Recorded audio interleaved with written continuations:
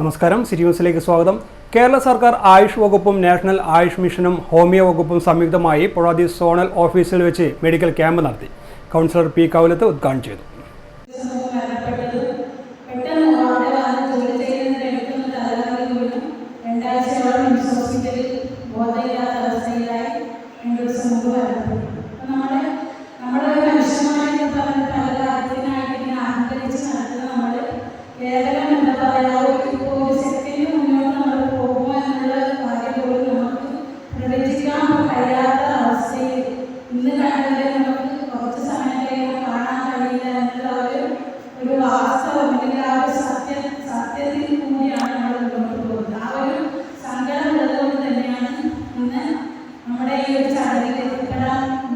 GHD Puzhathi medical officer doctor M Amudha അധ്യക്ഷത വഹിച്ചു. Doctor Sheeja M ബോധവൽക്കരണ ക്ലാസ് നടത്തി. യോഗ ക്ലാസ് പരിശീലനം ഡോക്ടർ ഹരിത PM നിർവഹിച്ചു. കൗൺസിലർ ഉമൈബ, PC ഭാസ്കരൻ എന്നിവർ സംസാരിച്ചു. അനിഷ സ്വാഗതവും കനകരാജ് നന്ദിയും പറഞ്ഞു. രോഗികൾക്കായി രക്തപരിശോധനാ ക്യാമ്പും നടത്തി.